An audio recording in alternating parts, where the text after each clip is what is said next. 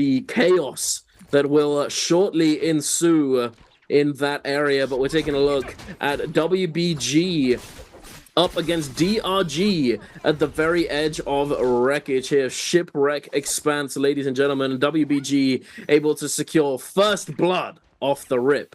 DRG now on the run here as WBG managed to pick up those Fireflies immediately and definitely have the advantage going into this engagement. But heading on over to another very popular Firefly spot, Alliance up against EWG, and Alliance wiping the floor with them. EWG were actually in a bit of an advantage state initially, but the Tessa ultimate slowly ticking down and finally locking them up, and they were able to take full advantage of the stun and come away victorious there. But here we are, a third-party situation. XCG jumping in onto this fight between JDG and BBE, coming away very pleased with themselves, managing to find this timing.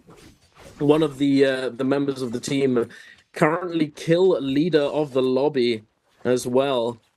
Heading on over to TE and 521, not looking for an immediate engagement. It seems 521 trying to run for the hills as they don't have their ultimates ready to go and not all that much loot under their belt either. Yeah, TE already with the Xi ult in hand are going to be looking to push on to this fight. And 521 being one of the weaker teams lower on the scoreboard, they do need to play a little bit more cautiously if they want to progress and make it into this top 6. So it's a good play by them to get out of the fight. It looks like JJH back on the board here. WBG looking like they might want to start investing a little bit into this fight here. 80% on the Takeda ult. They do have the Temi ult available. Could be waiting a little bit more, but Godly here going to take a little bit of range damage. WBG starting to close in. Pretty decent stack for the start here. They do have all blue weapons and armor, all blue ranged weapons as well. Could be a very decent fight coming in. One ultimate available. It looks like they might have the Justina ultimate online as well. So this could be a fight they do want to engage onto here. They are playing against a Sand Siphon. It's going to be interesting to see how this works. Little berries coming into play as well. We are seeing the peel coming out from Sleepwalker. Gray Hung Sword in hand. Takeda ult, sorry, the Temi ult's going to come out right away, dropping a Bane's Breath onto them as well, giving them the upper hand into this fight. But we are going to see the follow-up with the Pole Sword. Godly and Flamesy doing an excellent job of comboing away to get that kill here.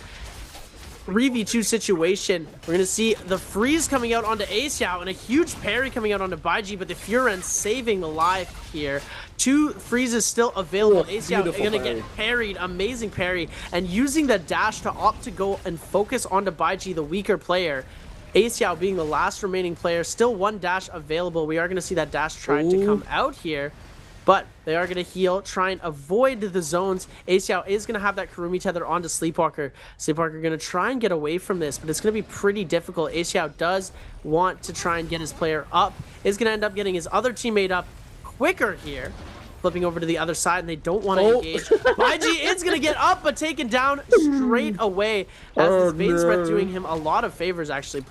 Pulling up in the perfect spots here, just protecting Aizen over and over again, but the Bane goes down, and Aizen is going to be in heaps of trouble, getting parried with the Pole Sword and the 1-2-3 from the Halberds on JJH's Godlike, coming away with the kill. Funplus Phoenix now fighting against Alliance.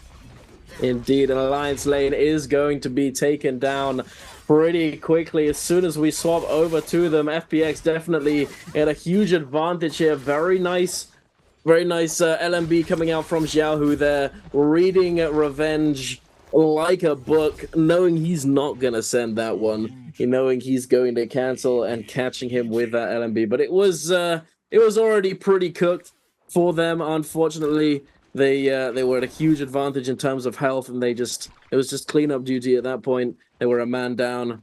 It is what it is. But heading on over back to JJH off the back of eliminating WBG there. Godley is feeling himself on this Justina. Flames has now popped that Yueshan ultimate. Is going to be trying to lock down this Tessa. Godley does get caught by the Tessa ultimate and unfortunately is not going to be able to claim back his soul. However, he is not going to be followed up upon all that quickly. However, the Viper ult is going to come through and stun him up.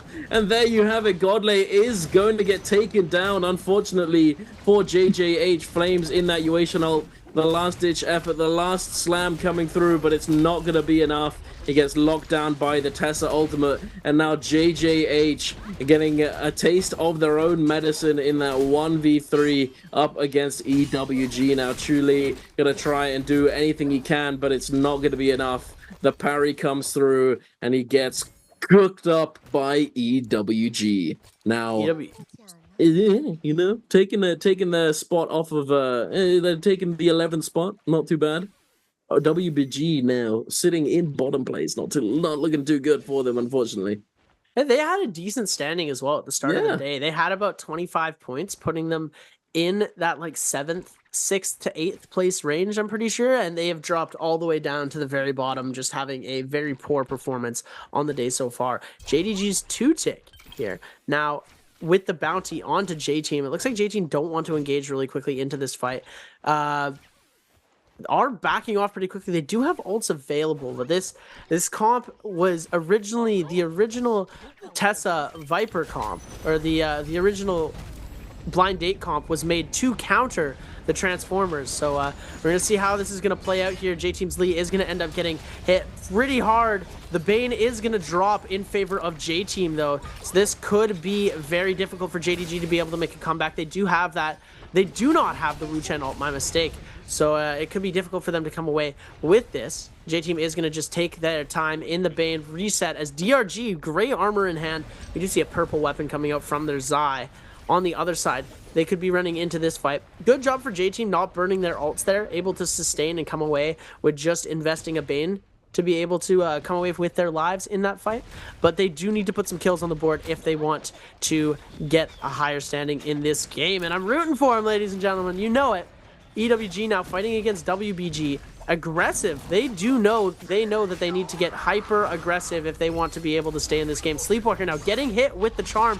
We are going to see the Viper ult come out. Sleepwalker trying to go for a reset here is going to get the stun off. So we are going to probably see Sleepwalker go down, but the Temi ultimate is going to get invested here, keeping Sleepwalker alive, and the Kurumi ult saving these players from WBG, and EWG gonna end up Viper porting out because Sleepwalker getting the pick onto 9. Now EWG on the back foot, WBG showing us what they're really made of, focusing on the Wu Chen here, trying to come away with the elimination, and XG is going to go down 14, being the last remaining player, going to get focused on by Alliance's lane in the corner. Alliance now trying to focus onto EWG, going to be able to come away with a bit of damage, but getting silenced and into the Tessa Charm. This is going to be very difficult for them to come away with this. The Clank comes out. Now all they need to do is Nezha's Might confirm into a Katana 1.0, giving them the elimination onto EWG, completely wiping him from this game. Ladies and gentlemen, J-Team hopping into the Realm of Yang against a Xiphon comp.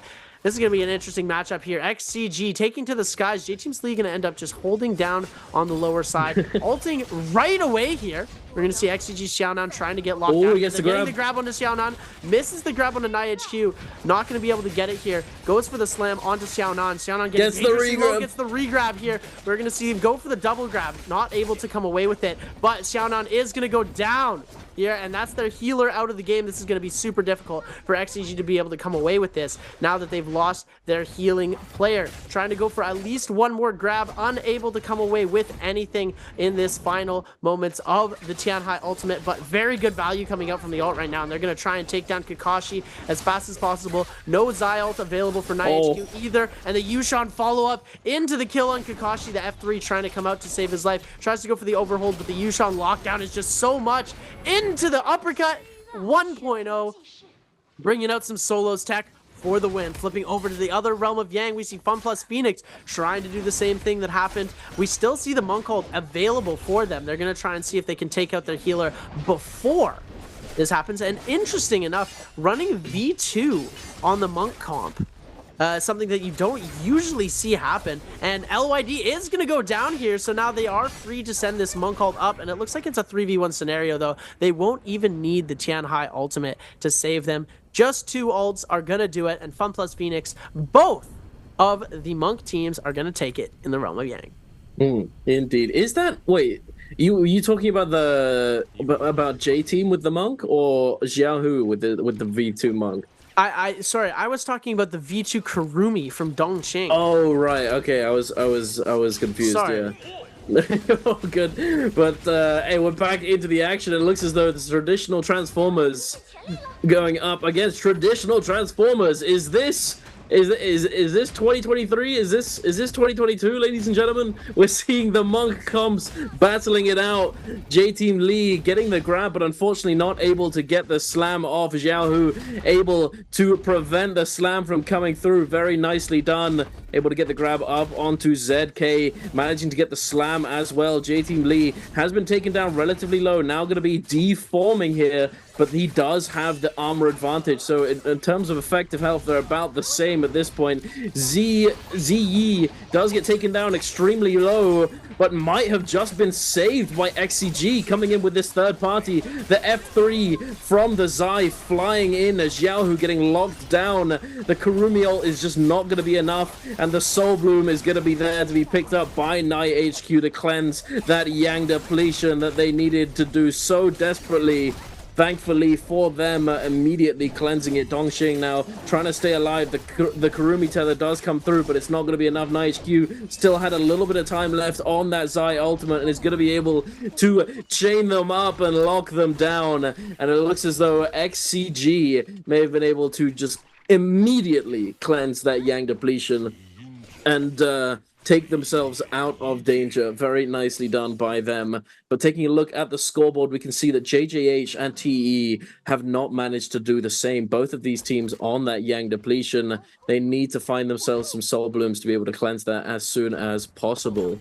But here, taking a look at a fight between Alliance and BBE. Lane taking a little bit of damage, but the Tessa ultimate is going to come through onto Roy He is going to get locked down by the charm, and it's going to be immediately followed up by the V1 from Lane, and he is going to get obliterated. But it looks as though not by Alliance. 5-1 actually is going to be the one coming in and stealing away the kill. And now in this third-party situation, they're going to be chasing down the SEA brothers in arms. Unfortunately, you know, it is what it is. Oh, there can only be one. 5-1 is gonna be taking a couple of these players down. That's the name of the game, is it not? There can only be one ungodly here. Oh no, the fire cage is crazy. Third party from JJH able to take out Lane and Revenge. We are going to see Pampy trying to make something happen as well on the backside of this, trying to get out of there as fast as they can to dodge that fairy ultimate. Gets hit with one of the cannon blasts here. It looks like they're going to try and focus their energy and power onto BBE's. Snack now taking a lot of damage. The Furen kind of come through, and they're griefing themselves a little bit there. The Furen dealing a lot of fire damage to one of their players, but they do not mind. They still have 38 seconds left on their Vermilion's Birdmite, and they are going to be able to come away victorious with the kill. TE's Han is going to end up going down here, though. They do have the Yang depletion, so Han is going to be fully eliminated right now. LYD trying to make something happen with a blue greatsword in hand, but WBG's Baiji just hard on getting the confirmed 1.0 with that Furen Blast. Is going to be able to take away a lot more health from TE's LYD. LYD is going to go down, and TE with only one player remaining. XCG, JJH, and Alliance taking over this game. Fun Plus Phoenix and 5-1 as well with 8 kills on the board. There is a lot of kills, and they're being spread out by a lot of these teams, so not one team is getting a very high in points. So it is going to be coming down to the wire on this one, ladies and gentlemen. Even the teams with only 3 and 5 kills, they still have a fighting chance once it comes down to this final circle, especially since we still have one Realm of Yang left that we can come to play. TE with one remaining member with Yang depletion as well, mind you. It is not looking good. TE Leo gonna go down to that Yang depletion, knocking them out of the game for this second Realm of Yang is about to start. It looks like J-Team's not going to be taking this round. They're going to be backing off pretty far to the other side here. As I think that's to be expected, to be honest with you. Fair enough. I think the main, not only is the second Realm of Yang inherently more risky because there's fewer players left alive in the lobby. So if you do happen to get taken down, you're going to have a harder time actually cleansing the Yang depletion. But also because of the fact that the soul blooms now have a timer on them, it means that it's even riskier if you like, for example, before you could keep some soul blooms in an inconspicuous spot, just leave them there ready to be picked up if you do want to take a realm of Yang and go for the fight, and We you can spoke just too soon. have the insurance policy ready. But yeah, looks, we did indeed. Looks as though J Team, they're confident. They're feeling it. And the thing is, I think they need this kind of confidence. They need to play aggressive. And considering they already have a golden armor, to be honest with you, I think they actually have a pretty good shot of coming away with the victory here. They have the loot advantage. And J-Team's Lee and Xiaohu both already using that Tianhai ultimate. Ice does get grabbed and slammed here, but unfortunately no huge follow-up. But the grab's gonna come through though. The pulse sword, hello, get the ult off, big dog. He does manage to do it just in time though. 1 HP and a dream manages to stay alive. Thankfully for J-Team, Xiaohu putting them under a lot of pressure with those grabs. And now Water is actually gonna have the ult advantage here. So J-Team is going to be left with the task of trying to apply enough pressure and do enough damage before the ultimate comes through from the enemy UA shot. And here it is. They are now scrapping it out, trying to make something happen. Ice takes to the sky. His ultimate is about to expire, using that F ability to give himself and his teammates some damage reduction before the ultimate goes down. Dongxing doing a very good job of chasing down Lee with this fan, applying the pressure. And now here comes the ultimate, using it after the Transformers have essentially finished their ultimates. Water now coming out of that ultimate, able to immediately heal up his shield. And I think this is where the value of V2 comes through. You try your very best to use it at the very end once your Transformers have already used their ultimates, and you use it in a situation where you're not trying to keep your Transformer alive while he's an ultimate. You're trying to keep them alive after they come out. Once you go out of ult, which is one of the things that Transformers is very, very difficult to pull off. Exactly. As soon as you get out of ult, it is very difficult for you to keep sustaining because you've already invested all 3 of your ultimates. Using the Kurumi as an insurance option as soon as you get out of ult, it's actually a very creative play that they've come out with. And yeah, FunPlus Phoenix is gonna take the fight and take the W over J-Team. Yeah, no, absolutely. And I think it's just like, it just comes down to team play and discipline. Like your Transformers, if they get low enough that they're going to die in their ultimate, then they need to just deform. Like they need to de-transform with enough time that they don't get bursted in the de-transform animation. It just comes down to that kind of discipline. You need to be able to predict the fact that you're going to get taken down in the ultimate, and if you don't, and you don't deform in time, then you're cooked. But exactly. One of the big things, though, I have to say, is that in those kind of end game situations, I feel like V2 does have the advantage, considering that V1 has the advantage that you can heal health as opposed to armor. Like in an end zone situation, you might have full shield already, but your health is ticking down because the zone is damaging you for that much more when you're dipping in and outside of the safe zone when you get pushed out, for example. And not only that, but in certain situations, in early game especially, V1 is always going to be more valuable, as V2 value scales off of the armor that you have. So if you don't have good armor, you're not going to be able to heal anything, are you? But we've got a fight here. J-Team, unfortunately, just getting locked down by 521. A beautiful Tumulk ult coming out from 521 there. Very nicely done. They use the Tumulk ult, and then immediately afterwards it used that 3-ban zone to make it so that their ultimate is the only one on the field getting value. And it looks as though J-Team may have just fallen apart. Not only has the Tianhai been taken down, but so has the Kurumi, and now it's all up to Ice to try and salvage the game. Hopefully, he's going to be able to find himself a Soul Bloom to cleanse the Yang depletion, but it's going to be a very difficult task. J-Team. It's, it happens, They get their pop-off game. We get hope for J-Team. I pop the jersey on, and you know what they go and do? They take the L. It was an unfortunate circumstance. FunPlus Phoenix were the better team in the realm of Yang. It caused them to start panicking. They went for 5-2-1, and 5-2-1 had the upper hand. They ran them straight into a trap, and the trap was laid perfectly, giving 5-2-1 a huge advantage into this fight, putting them on to the upper hand. And speaking of 5-2-1, they're going to try and focus on that couple remaining members of DRG. As we saw earlier, DRG went very, very low, lost most of their members. It looks like they've got one member back. Their healer, Wushin98, still out of the game. But WFZ now getting focused onto, going to try and pop that F3 to get out of the situation.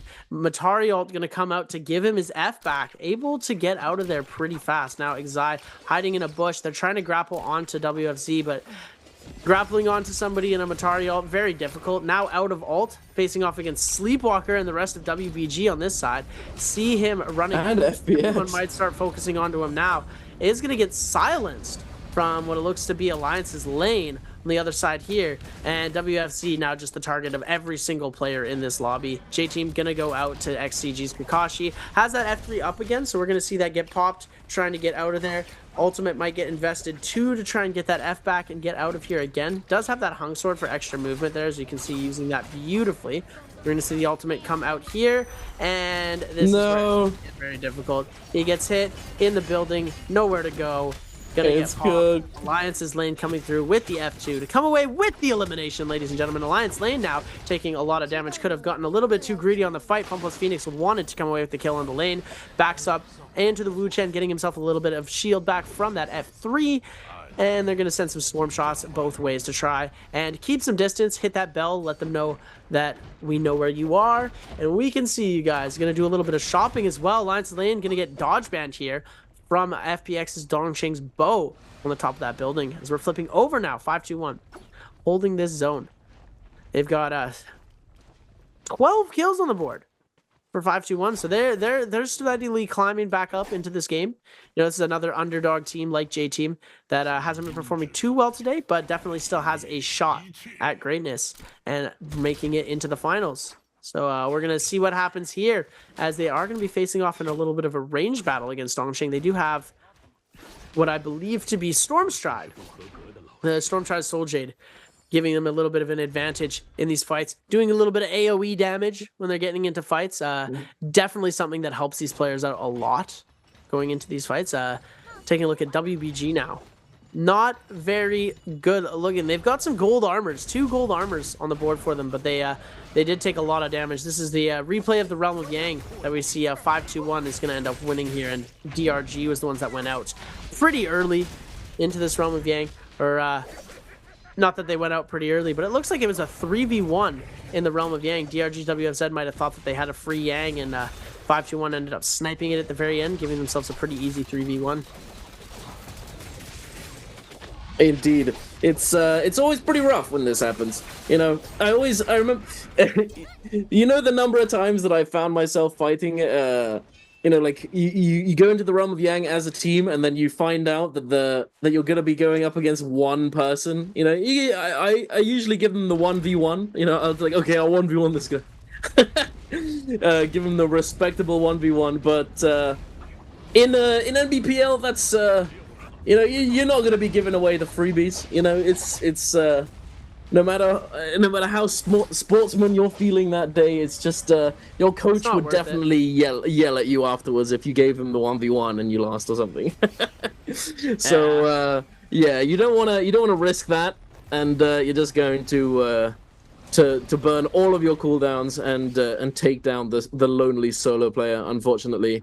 But it is what it is. But taking a look here, WBG actually looking pretty stacked with their 2 gold armors. Unfortunately, Sleepwalker does have does still have a blue armor, unfortunately, but hopefully they'll soon be able to change that and pick him up a purple armor, perhaps, or potentially another gold armor, as there are so many gold armors going around these days with the new system. Yeah, they traded gold jades for gold armor. Yeah, literally. Exai taking a bit of Moonbane damage there, unfortunately. Does get a little panicked there, I'd imagine. Forced to heal up, but thankfully, because of the Moonbane, no one's going to be jumping down into into that area and trying to finish off that kill. Even if I mean, it's highly likely that nobody even noticed as well. But looking at the current standings, 5-1 also doing extremely good job this game, sitting on how many eliminations? 12 eliminations so far.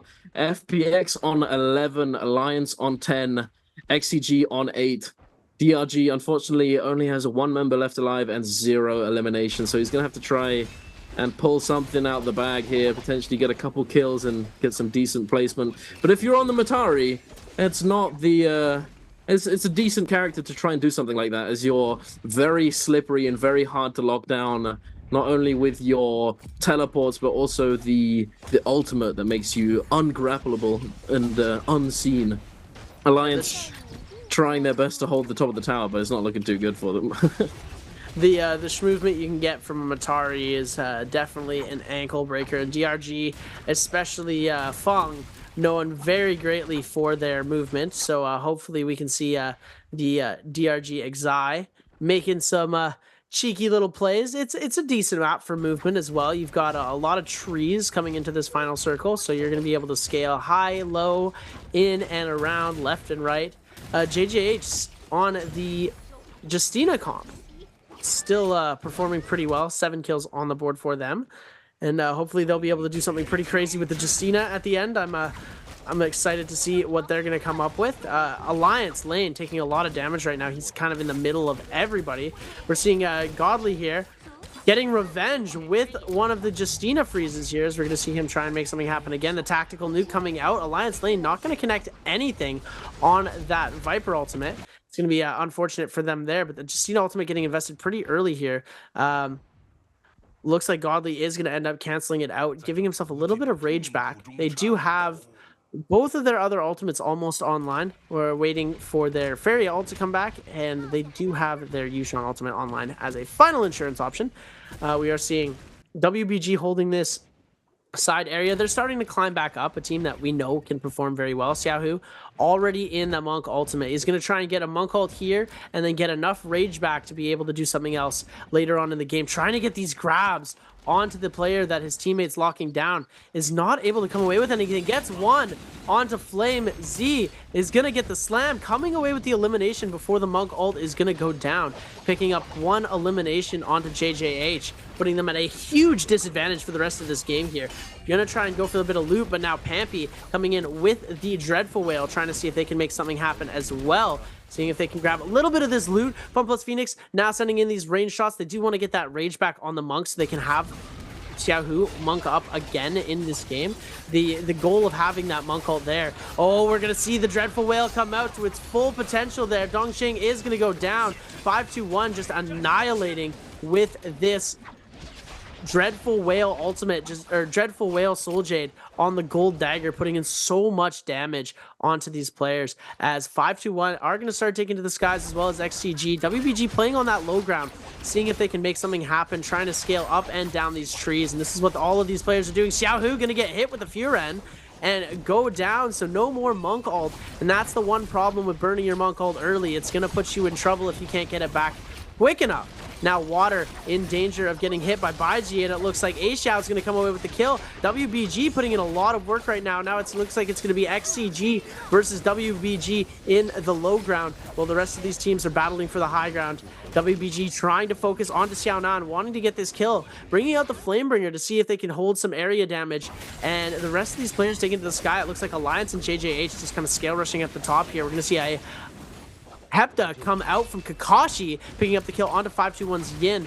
We're seeing that Dreadful Whale coming out again and again. NiHQ Invisible getting a Soul Bloom here, getting himself a little bit of health back.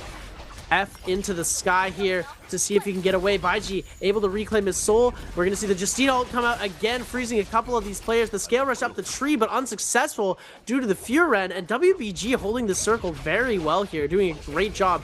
Up to 7 eliminations onto the board. 5-2-1 still with 13 kills onto the board, still doing a very amazing, but now the huge stun coming out from all of these players. DRG is going to go out. NiHQ going to try and make a play, is going to go out. 5-2-1 picking up another kill, and now it's going to be XCG versus 5-2-1. 5-2-1 with 14 kills going to go out first. XCG with the last man standing, but I'm pretty sure 5-2-1